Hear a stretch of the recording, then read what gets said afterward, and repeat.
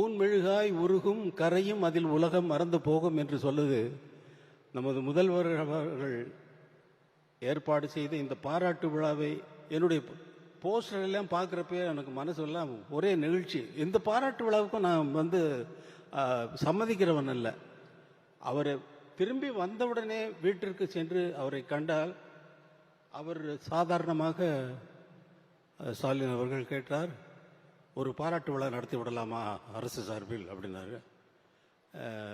நீங்கள் நடத்துகிறதா இருந்தால் அதே சிம்பனி ஆர்கெஸ்ட்ரா இங்கே நம்ம மக்களுக்கு அதை காட்டுனா நல்லா இருக்கும் அப்படின்னு. அப்படியா பண்ணிடலாம். ரொம்ப சர்வசாதாரணமாக சொல்லிட்டாரு. இது ப்ராக்டிக்கலாக எவ்வளவு கஷ்டமான விஷயம்ங்கிறது, 87 பேரை சேர்க்கறதுங்கிறது ரொம்ப கஷ்டமான விஷயம்.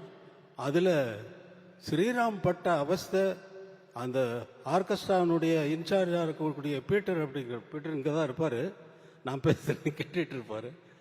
அவரை போட்டு படுத்தின பாட்டில் அவர் அதுவும் அரசு சார்பில் அவர்கள் சண்முகம் அவர்கள் மற்ற அமைச்சர் பெருமக்கள் அனைவருமே அவங்களோட தொடர்பு கொண்டு அவங்களை எதுக்குமே எந்த ஒரு இது அவங்க போட்ட கண்டிஷன்ஸ் எல்லாம் இவங்க அது பண்ணு இது பண்ணு சொல்லி லாஸ்ட் மினிட் வரைக்கும் டார்ச்சர்.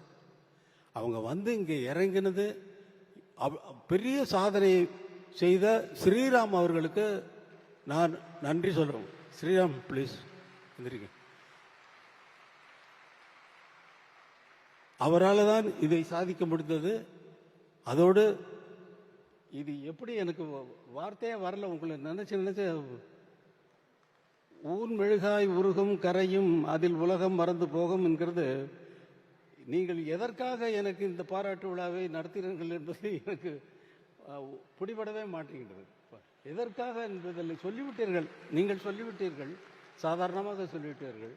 எனக்கு என்னால் முடியலை. மகிழ்ச்சி இருக்கேன்.